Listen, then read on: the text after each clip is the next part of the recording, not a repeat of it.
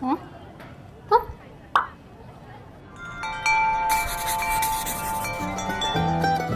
Hallo liebe Lebenskünstler, ich bin Schwester Enrika. Und ich bin Schwester Franzi Marie. Und auf diesem Kanal, da sprechen wir mit euch über christliche Lebenskunst. Heute wollen wir wissen, wie man Ostern mit allen Sinnen erleben kann. Dazu besuchen wir den Osterweg auf der Liebfrauenhöhe. Das ist das Schönstadtzentrum der Diözese Rottenburg-Stuttgart. Oh, Schwäbisch. Genau, hast du schon geübt? Ja, Was heißt Bepper? weiß ich nicht. Aufkleber. Aha.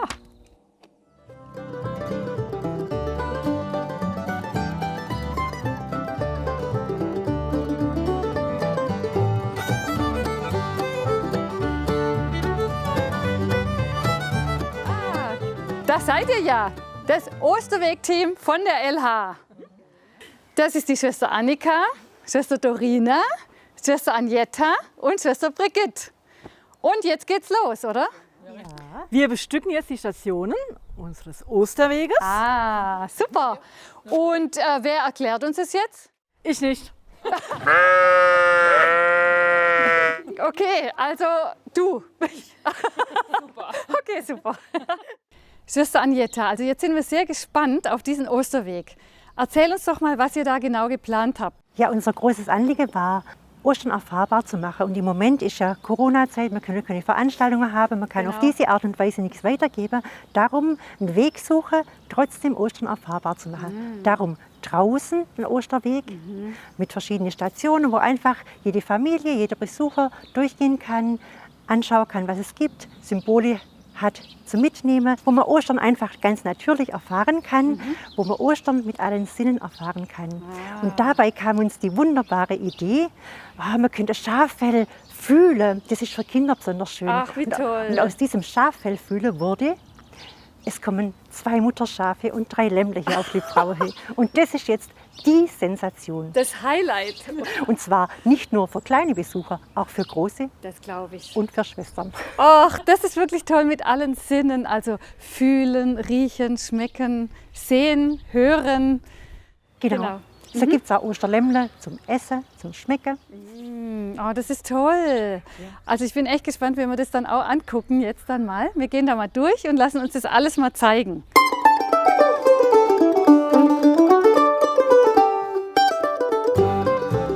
Ostereier. Die gehören unverzichtbar zum Ostern dazu. An dieser Station konnten die Kinder Ostereier aus Papier anmalen. Und wenn sie wollten, einen Ostergruß hinten drauf schreiben. Und mit diesem schönen Schmuck haben sie dann viele Bäume und Sträucher auf dem Gelände dekoriert. Im Schönstadtheiligtum gab es kleine Fläschchen Weihwasser zum Mitnehmen. Und dazu auch noch eine Erklärung auf einer Karte. Denn an Gottes Segen ist alles gelegen. Eine Poststelle besonderer Art. Dieser Kasten wird jeden Tag am Morgen ausgetragen und am Abend wieder hereingebracht und geleert. Und was kann man da schreiben? Wer will, kann Gebetsanliegen aufschreiben. Die Schwestern vor Ort nehmen die Menschen und ihr Anliegen mit in ihr Gebet. Wer die Adresse hinten auf der Karte schreibt, bekommt auch Post von der Schwester, die in diesem Anliegen besonders gebetet hat. Ein Osterlicht, Symbol für das Licht und die Hoffnung des Auferstandenen. In der Kirche konnte jeder und jede sich ein Licht abholen. Eine kleine Osterwiese mit gebackenen Lämmern drauf. Alles selbst gebacken und liebevoll eingepackt von den Schönstädter Marienschwestern auf der Liebfrauenhöhe. Das sind nicht nur Kinder auf den Geschmack gekommen. Auch so manche vorbeispazierende Marienschwester hat sich daran gefreut. Und es dauerte immer nicht lange, dann war die Wiese wieder leer.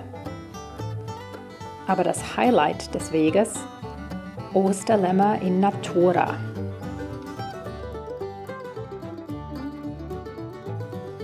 Sie ziehen an wie ein Magnet. Die Schafe und Lämmer gehören einem jungen Schäfer. Das fanden wir interessant, dass ein junger Mann so ein Hobby hat. Schwester Enrika hat ihn deswegen ausgefragt. Also Sie sind der Marc Sauter Genau. und Hobbyschäfer, habe ich gehört. Ja, wie kommt man denn zu so einem Hobby? Also ich war als kleines Kind bei meinem Onkel und der hat auch Schafe gehabt, 300. Ja, und dann hat er mit 60 hat er noch Demenz gekriegt, hat aufgehört. Und dann war ich 13 und dann war ich so im Ding drin, weil ich richtig mitgeschafft habe, jedes Wochenende, Ferien und so weiter. Und dann habe ich gesagt, und er hat auch gesagt, Marc, du darfst noch 3 raussuchen. Und dann habe ich mit 3 angefangen. Ehrlich? Genau. 3 eigene Schafe? Ja, So hat genau, es angefangen. genau. Bei mir daheim, ich habe Skier und so. Und dann habe ich einen Bock dazu gekauft und so ist das noch zustande gekommen. Wie viele sind es jetzt? Jetzt sind es gerade 13 große und 13 kleine und so tut man halt, ja. Ach, wie toll. Genau. Ist man ja. immer beschäftigt? Ja, genau. Doch, da bleibt man einfach im Ding drin und das macht Spaß und ja. Tolles genau, Hobby. Genau. Gibt es ja gar nicht mehr oft, Ja, gell? no, nicht. Nee, ja, weil mein Ding ist eh nicht so am Computer und das Zeugs war. Ich gehe lieber raus und frische Luft und ja, genau. Und was genau. machen Sie, dass die so gesund bleiben und so? Gut, ich gucke immer, dass ich genug Futter hin, gutes Futter hin. Und was ich sagen muss, ich tue Alltag fürs Bett. Wirklich? Ja, jeden Tag. Bete für die Schafe. Ja, genau. Unser Eudinger Pfarrer war schon 3-mal da zum Segnen. Wirklich? Genau, ja, Oh, wie genau. toll. Der hat schon den Stall und alles gesegnet und ich finde, das kann ja nur was bringen. Ja, ja. Der gute Hirte, das passt auch zu diesem Hirten. Er kümmert sich nicht nur um seine Schafe, sondern er weiß auch genau, wie man Kindern eine Freude machen kann. Sie mitnehmen auf eine Traktorfahrt. Und wie hat der Weg den Besuchern gefallen? Auch das haben wir nachgefragt. Ich finde es einfach schön für die Kinder, einfach Ostern erlebbar machen. Was bedeutet Ostern? Und das einfach an den verschiedenen Stationen mit den Kindern durchzusprechen, Weihwasser abzuholen in der Kirche. Und da einfach mit den Kindern das zusammen zu machen. Das finde ich einfach wichtig auch für die Kinder, dass sie das Fest Ostern auch verstehen und wissen, warum wir Ostern feiern. Zeig mal, Elias. Welches? Eins an dem Baum da hängt. Also, die Schafe haben ehrlich gesagt auch mal was abgefressen, scheinbar.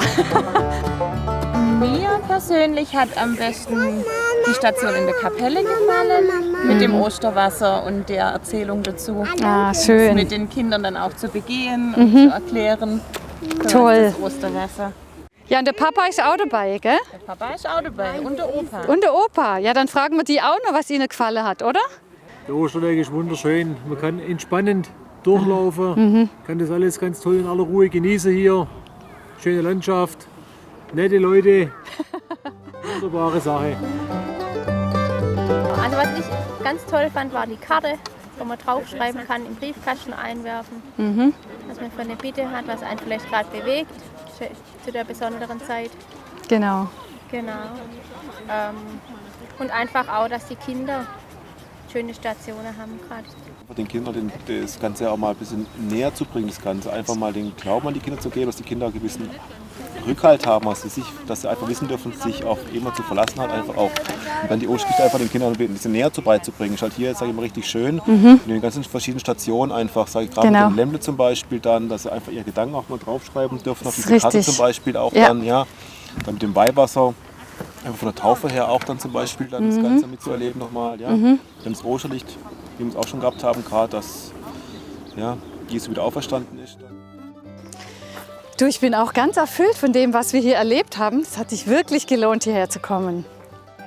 Glauben mit allen Sinnen, das ist hier wirklich geglückt. Und es motiviert mich irgendwie auch, mein Glauben kreativ zu gestalten. Vielleicht habt ihr ja auch Erfahrung damit. Schreibt es uns doch mal in den Kommentaren. Jetzt müssen wir gehen. Ach, schade. Schade. Was meint ihr dann? Denke ich auch. Bis zum nächsten Mal. Tschüss.